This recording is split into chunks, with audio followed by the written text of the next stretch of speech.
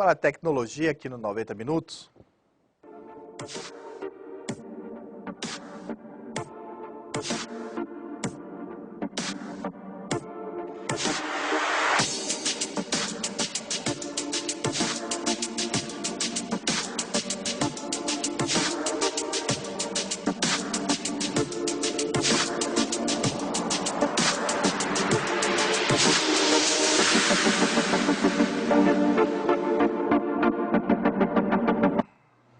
É isso aí, upgrade com o Alex Fernando, que está aqui ao meu lado.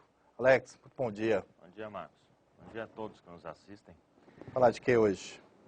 Marcos, conforme a gente tinha prometido, vamos começar a falar sobre o que cai em concurso público.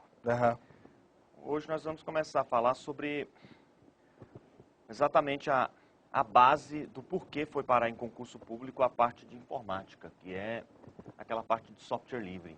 O mundo Linux. Foi começado pouco depois que o presidente Lula assumiu, lá em 2002. Em 2003 começou alguns estudos, porque já havia uma tendência no mundo a se diminuir a quantidade de dinheiro gasto com licenciamento de software. E o governo federal insistiu, até baixou em forma de decreto em 2013, que toda a repartição pública federal deveria utilizar sempre que possível software livre. Vamos entender as raízes do negócio lá no começo, porque para muita gente até a ideia de software livre é um tanto abstrata. Primeiro vamos entender a diferença de software para hardware. Tem muita gente que ainda não sabe. Hardware é a parte, é o equipamento em si. Como você tem, por exemplo, o computador que você tem aí na sua casa, aquele gabinete dele, o próprio monitor, o teclado, tudo aquilo é hardware. É a parte física, é a eletrônica em si. Como dizia o pessoal mais antigo, é a parte que quando trava é a que você chuta. Tá? E a parte de software basicamente é o programa, é aquilo que faz ele funcionar, é aquilo que você não pode tocar. De novo, na comparação, é a parte que você xinga. Como que começou? Lá no começo, ainda na década de 60, 70, quando começaram as primeiras máquinas a rodar, basicamente o mesmo fornecedor que fazia o hardware, ele fazia o software também, entregava. Era como você comprou uma televisão hoje, ela vem a parte física e vem o software dela funcionando. Naquela época era desse jeito, o cara comprava um computador, vinha os dois. Até que entrou o Bill Gates na história. Ele começou fabricando o sistema operacional, que é o que faz a máquina rodar em cima. É a plataforma, como que eu digo, o suporte aonde você coloca os aplicativos que você usa, tipo um editor de texto, uma planilha, um navegador de internet, seus aplicativos. O sistema operacional é a base que coloca um porta o restante em cima. Essa base precisa de uma máquina física para rodar, que é um computador, a eletrônica em si. O Bill Gates até nessa época o software era gratuito, afinal, o mesmo que entregava o hardware, te entregava o software, era um brinde. Hoje você não compra a televisão e compra o software separado. Aí ele insistia na tese de que, por que o fabricante do hardware ganhava dinheiro com isso e o fabricante do software não? Isso não era justo, na visão dele. Então, o pessoal começou sim a cobrar ele, basicamente. E aí virou moda. Anos depois, começou um movimento que pensava diferente. Por que não fazer uma coisa que fosse gratuita e fosse basicamente feito por uma comunidade? Cada um no mundo entende um pedaço de uma coisa, que o pessoal fosse colaborando para se chegar a um produto livre. Aí veio a ideia de software livre. Tá? Isso, basicamente, não quer dizer nem tanto obrigatoriamente que ele seja gratuito. Até porque existe software livre que não é gratuito. A ideia básica é que quando começaram os primeiros, por exemplo, o MS-DOS, que é o embrião do Windows, ele não te permitia fazer nenhum tipo de alteração no sistema. Todo software ele é escrito, basicamente ele é escrito em uma linguagem que a máquina consegue ler.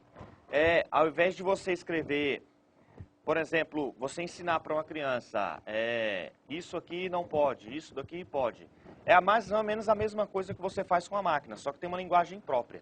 Essa linguagem é chamada de linguagem de programação e o conjunto dessas instruções, que por exemplo, para mim fazer café, seria pega tanto de água, mistura com tanto de café. Essas instruções a gente chama em tecnologia de código-fonte.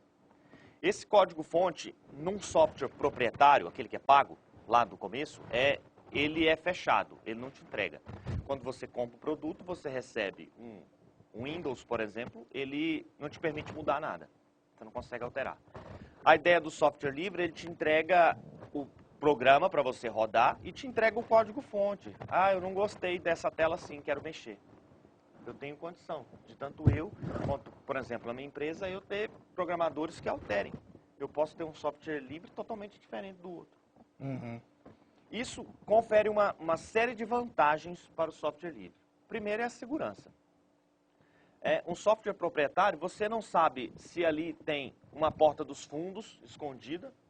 Não tem como você saber se o computador que você comprou e instalou ali, por exemplo, na sua empresa, o fabricante não deixou um código de acesso, alguma coisa que permite ele, por exemplo, acessar lá e ver suas informações, ver o que você está fazendo. Não tem como você garantir isso. Uhum. Ele tem uns acordos de confidencialidade que ele jura de pé junto que não faz. Não tem como a gente provar. Uhum. O software livre não existe isso. O fonte está lá. Automaticamente, muita gente no mundo iria gritar. Se tivesse uma coisinha dessa, ó, achei isso aqui. Uhum. Porque todo mundo está enxergando. Além disso, existem as atualizações. Quando ele é fechado, é apenas a empresa. Tem empresa, igual a Microsoft, conta com um quadro de até milhares de programadores. Mas, se você pegar um Linux, por exemplo, que é um sistema operacional, de novo, é aquela base onde roda o restante, que é do mundo livre, ele trabalha com milhões de programadores no mundo, que não recebem nada, são voluntários. Esse pessoal, automaticamente, ele viu uma possibilidade de melhora, já discute isso aí com a comunidade, vamos mudar isso, que melhora. Viu um defeito, um código, uma falha que pode ser explorada por alguém de mal intencionado, por exemplo, por um vírus. Automaticamente isso é corrigido muito primeiro do que num software proprietário, que precisa dos próprios funcionários para ler, porque é uma quantidade muito menor. Então, essa é uma das principais vantagens. A segunda vantagem é que, normalmente, software livre não tem licenciamento. Tá? São raros os casos, como acontece com alguns sistemas operacionais que são livres, mas que você basicamente paga apenas por uma taxa de atualização, que já é um valor bem menor do que um software proprietário. Então, para praticamente qualquer negócio, qualquer empresa, é interessante o uso do software livre, principalmente por relação a valores. Essa foi a ideia do governo federal lá no começo. Quando o Lula assumiu, estava no auge desse negócio, o mundo discutindo. Até porque existem instituições gigantescas, como a NASA utiliza Linux, que é um software livre. Uhum. Até porque não daria para pensar um fornecedor, alguém que trabalha com uma coisa estratégica como aquela, colocar um software proprietário, sendo que ele poderia ter um mecanismo espião lá. Uhum. E aí, nós estamos falando de uma nação inteira que poderia ser prejudicada. Então, o software livre para eles era a melhor opção. Sem falar que a performance acaba sendo muito maior. Então, como estava nesse auge, o governo resolveu trazer isso para dentro do seu núcleo, com a esperança de economizar dinheiro. Na verdade, economizou. Não chegou a ser tanto, mas economizou. Porque não é só o Windows que é o proprietário que era utilizado, que foi substituído pelo Linux. Existe uma infinidade de aplicativos que a gente vai tratar ao longo das semanas, que são cobrados hoje nos concursos públicos, porque entende-se que você tem que conhecer um pouco. Você vai trabalhar numa repartição, você tem que saber o que é um Office, o que é um Office livre, um Open Office, por exemplo, um BR Office. Você tem que entender esse tipo de coisa. Senão você chega lá completamente alienado, você chegou numa repartição, você nunca viu um software diferente do Word na sua vida. Para você, editor de texto tem que ser o Word. Chega lá, é um outro que é livre. E aí? Você precisa conhecer isso. Uhum. E cada um tem sua peculiaridade, suas diferenças básicas. E eles cobram também muito a ideia de você saber a diferença entre sistema operacional e um sistema aplicativo. Sistema operacional basicamente é Linux, mas dificilmente você vai encontrar ele rodando em um computador comum. Existe uma diferença muito, muito clara entre um computador que você usa, seja na sua casa, o computador onde você navega na internet, ou você digita seus textos, faz suas planilhas, desenha, joga. Esse computador normalmente é conhecido como desktop, é o seu computador de uso, o seu usuário que utiliza. Você mesmo, pessoalmente, coloca as mãos nele. E existe uma categoria específica de computador que é conhecida como servidor. Esse tipo de computador é aquele que, numa empresa pequena, é aquele computador que fica ali no canto parado, ninguém mexe, não serve para nada, só gastou dinheiro. É aquele computador que basicamente sustenta tudo. Onde você acessa seus dados estão lá. O que controla o que você acessa ou o que você não acessa é ele. Onde fica basicamente os aplicativos, as planilhas, os seus documentos, fica lá. A base de dados fica lá. Então, para uma pessoa leiga, esse computador parado lá, ele não serve para nada. E, por sinal, o custo dele às vezes é muito maior do que uma estação de trabalho. Um desktop desse, às vezes, chega a ser menos de 10% do que o valor de um servidor desse. Mas o que sustenta basicamente a operação é esse servidor. A internet em si, ela é formada por servidores. Internet são várias redes conectadas. Net é rede e inter é conexão. Tá? Quando você acessa um determinado site, você está acessando um servidor onde estão esses dados. Como existe essa diferenciação, e para todo sistema rodar é necessário um sistema operacional, que é a base onde você executa seus aplicativos. Como, por exemplo, se você usa uma calculadora, ou paciência, que é muito comum ali para passar o tempo, ele precisa de uma plataforma para ele rodar. A máquina em si não dá conta de rodar ele. Uhum. Basicamente, essa plataforma que roda é o que conhecemos como sistema operacional. Sistema operacional, você tem hoje o número 1 do mercado, que é o Windows, tá? Que está na sua versão 10 agora, que é proprietário. E existe um Linux, que existem milhares de versões diferentes no mundo, milhares de grupos diferentes que fabricam, e existem alguns que existem empresas por trás, e ele é livre. Você pode até alterar o código-fonte dele. Fazê-lo específico para um determinado tipo de equipamento que não existe no mercado. Por exemplo, você é um engenheiro e desenvolveu o seu próprio equipamento, sua máquina, e você quer rodar um sistema operacional, você consegue alterar. O Windows não iria rodar lá, porque não foi feito para sua máquina. Como existe essa diferenciação, existem sistemas operacionais para servidores e sistemas operacionais para desktop, para a máquina que você trabalha. O Windows ainda é o queridinho de todo mundo para uma máquina. Se você colocar a sua máquina onde você trabalha, onde você usa, onde você navega na internet, digita seus textos, uma máquina Linux, basicamente uma pessoa comum, um usuário comum, ele vai ter dificuldade para utilizar. Não é a mesma coisa daquela Windows em que ele basicamente, ele cresceu utilizando. Pois é, não é porque o Linux é mais complicado, é porque a gente não tem o costume, Alex, seria isso? É que a gente foi alfabetizado com o Windows, né? Windows. Como você basicamente cresceu vendo aquilo ali, ou desde que você conhece que computadores existem, é o Windows, é assim que funciona. E existem outros, tá? Como, por exemplo, o Mac. O Mac, ele é desenvolvido pela Apple, a mesma do iPhone, utiliza outro sistema operacional, dá volta com aquele conceito antigo. Ele vem a máquina com o sistema operacional, é feito para ele. Ele é mais estável do que uma máquina que você compra com Windows, porque o sistema operacional que roda nele foi feito para aquela máquina específica. Já no caso do Windows, ele é um sistema operacional que é feito para o padrão das máquinas que existem no mercado. Então, ele tem que se ajustar desde uma máquina que seja fabricada pela Intel até uma máquina que seja fabricada por uma Positivo aqui na Zona Franca de Manaus. Então, é necessário que ele rode numa quantidade maior. Isso vai colocar nele alguns defeitos que o Mac não teria, por causa, basicamente, de ser fechado. É o que acontece com o iPhone e com os Androids. A maior parte o iPhone ele é mais estável, ninguém discute isso. Mas ele foi feito especificamente para aquele hardware. Ele não roda em outro tipo de equipamento. Tá? Já no caso do Android, ele é feito para rodar na maior gama possível de equipamento.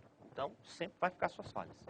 Sem contar de que o produto que roda ali em cima, no caso de um Mac, o aplicativo, por exemplo, a calculadora que você utiliza, o seu Paciência, o bloco de notas, o seu navegador, o Google Chrome, por exemplo, ele é feito especificamente para aquela plataforma. No caso do Windows, basicamente qualquer um consegue submeter um produto e colocar lá. Eu, como programador, consigo criar meu aplicativo e colocar lá. No Mac já não é tão simples. Ele coloca algumas barreiras para que não é qualquer um que consiga colocar o produto lá dentro. Isso, de novo, confere a ele uma estabilidade maior, já que ele tem um controle maior, até mesmo naquele. O Mac tem menos vírus mesmo, Alex? Tem. É fato mesmo? Não tem. Mas também o Windows é por tudo isso que você está falando do Windows também. E além disso, você tem que olhar em relação de proporção de mercado. Como o Windows ainda domina 70%, 80% do mercado de computador pessoal ou de computador que a pessoa utiliza, é muito mais interessante para alguém que quer fazer um vírus ele se focar em cima daquilo, do que eu vou fazer um vírus específico para 20% da população. Então não dá. Sabe o que eu tenho? A gente vê muito computadores sendo vendidos em grandes redes aí do varejo com o Linux instalado. Aí ele sai muito mais barato, né? Por isso que seria um dos segredos para a gente achar um computador barato numa loja como o Carrefour, por exemplo. Isso. Uma licença de um Windows, por mais simples que ela seja, ela deve estar na faixa de uns 400, 500 reais. Podendo chegar a alguns milhares de reais, dependendo da versão. Ele é o mais pirateado também, né? Com certeza. Ele é o mais utilizado e muita gente diz, inclusive, que ele chegou aonde chegou por causa da quantidade de Windows pirata que existe. Na verdade, existe muito mais Windows sem licenciamento no mercado do que o Windows licenciado. Isso é que coloca ele tão à frente dos outros. E mesmo assim a empresa é uma das mais ricas do mundo. E o proprietário dela ainda figura entre os mais bilionários do mundo, né? Acontece que, como eu expliquei há pouco, temos uma diferença entre o computador que você usa e aquele que te serve os aplicativos que você utiliza. Servidor e cliente, tá? Basicamente. E existe sistema operacional que roda para um e para outro. O que você usa, dificilmente você vai encontrar Linux. Só caso esses aí que você já compra a máquina, ela já vem por questão de redução de custo, um fabricante não pode te entregar o Windows pirata, ele tem que te entregar licenciado.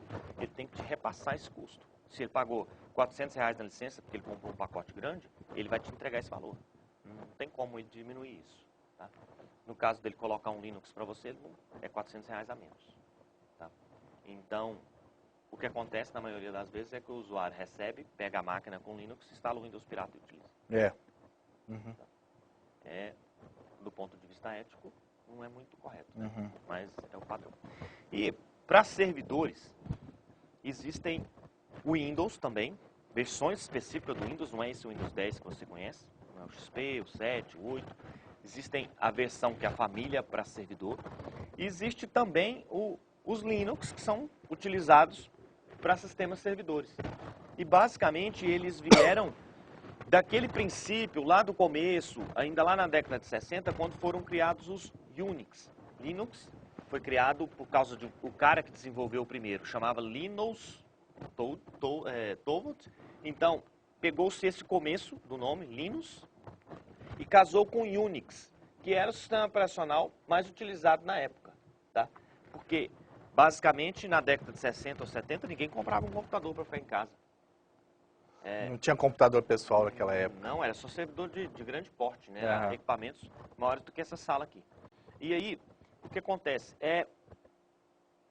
Foi criado já com essa finalidade e ele é muito parecido com o Unix. Tanto que a estabilidade é a mesma do Unix. Basicamente não existe vírus para Linux. Não existe no mercado. Você consegue deixar uma máquina com um Linux rodando um ano inteiro sem parar nenhum segundo. Ela vai ficar rodando o tempo todo. Uma máquina com Windows, isso é impensável. Mesmo para os casos de versão Windows, que é para servidor, que elas já são mais estáveis. Aconteceu uns anos atrás uma falha no aeroporto de Miami. Quase terminou com a batida de 2 aviões frontalmente, porque eles utilizavam servidores Microsoft lá, era Windows, e o próprio fabricante dizia que o Windows precisava ser reiniciado pelo menos de 6 em 6 meses. Isso não acontece com o Unix.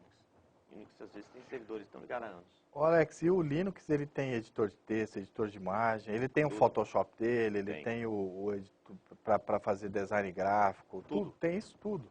Basicamente, você lembra do filme Titanic, né? O Titanic foi utilizado software livre, 100% livre para seu desenvolvimento. Ele utilizou Linux como plataforma, utilizou os para fazer os efeitos especiais. Tudo foi feito assim. Isso economizou metade do valor do filme. E ainda assim ele custou o preço que custou. E ganhou o Oscar de efeitos especiais. E existem outros exemplos, como praticamente a Pixar, a DreamWorks. Basicamente hoje eles utilizam software livre. Então existem outros, como por exemplo Toy Story, foi feito em software livre. O Shrek, a família Shrek inteira foi feita em cima de software livre. Então, em matéria de concorrência, tudo que o Windows faz, o mundo livre faz também. Tá? Existe, de novo, aquela dificuldade de quem utiliza, muitas vezes ele não está acostumado. Ele não cresceu ouvindo aquilo ali. E algumas versões do Linux tentam trazer a cara mais parecida possível com o Windows. Até o botãozinho iniciar, que quando tiraram ele do Windows 8, foi um choque no mercado. Ninguém gostou daquele Windows, porque tirou aquilo ali. Eu cresci vendo aquele iniciar e ele saiu daqui. Aí já vi usuário falando que não presta. Tanto que a Microsoft acabou se rendendo e voltou o Windows com o botãozinho iniciar. Porque viu que o pessoal não ia acostumar. Existem Linux que reproduzem até aquilo, para ver se as pessoas adaptam com mais facilidade. Como eu ia dizendo, como existe essa diferenciação de porte de máquina e finalidade, o sistema operacional para um e para outro são diferentes. E o Linux, o livre, ele basicamente é utilizado, em mais de 70% dos casos, em computadores que são utilizados como servidores. Os sites que você acessa hoje na internet, o Google, por exemplo, está em cima de Linux. Utilizam produtos específicos, que são os aplicativos, ali em cima, que são feitos para ser livre. Como nós vamos falar a respeito dos aplicativos nas próximas semanas, mas servidores web, por exemplo, onde você acessa um site qualquer, eles utilizam, o mais utilizado no mundo é o Apache, que é um software, é um produto que roda em cima do Linux, que ele é gratuito. E como não tem licenciamento, e para a parte web, aquela questão da segurança, ver uma falha primeiro, é essencial, porque existe sempre aquela preocupação em, eu vou colocar meu site aqui, se ele for pichado, se eu coloco um produto que seja fechado, proprietário, eu não sei o que vai acontecer, se tem uma falha ali, às vezes eu não vou descobrir, às vezes um delinquente lá do outro lado do mundo descobre primeiro e picha meu site. Então, no caso do Linux, a comunidade, como é muito grande, provavelmente eles vão achar esse defeito primeiro. E é isso. A parte que diz respeito ao que é livre e ao que não é. O que é livre, normalmente é criado um padrão para ele, como nós vamos ver nos próximos programas, por exemplo, um editor de texto comum, Word, todo mundo conhece. Ele gera um arquivo específico, com um padrão fechado. Existe um padrão para ele e existe um padrão que o resto do mundo utiliza, que é gratuito, é livre. Então, você vai encontrar em concurso público essa parte lá, o que diz padrão, o que é livre, o que é padrão aberto, o que é padrão fechado. Quando você achar livre, aberto, esse tipo de coisa sempre se refere ao software livre. Mais para frente, nós vamos colocar lá no Facebook algumas questões até resolvidas, onde aparece esse tipo de pergunta numa questão num edital de concurso público em que você precisa conhecer. Por hoje é só. Você gosta do Linux, né, Alex? Linux, a estabilidade dele é... Quem trabalha na área sempre, não é? Quando você depende de uma máquina, tipo, você tem uma coisa rodando ali que ela não pode parar em hipótese alguma, é um tanto impensável você colocar um Windows rodando. Porque existe sim a grande possibilidade dela falhar. E um Linux não acontece isso. Até semana que vem, Alex. Até semana que vem, Marcos. Vou fazer o seguinte, encerrar o 90 minutos agora, na câmera aqui aberta. A gente conclui o programa de hoje com a participação aqui do Alex do Upgrade, falando sobre tecnologia. 17 horas tem Orisvaldo Pires, Lucifer Machado na apresentação do Jornal dos 5. Eu volto amanhã a partir das 8. Bom dia para você. Bom dia.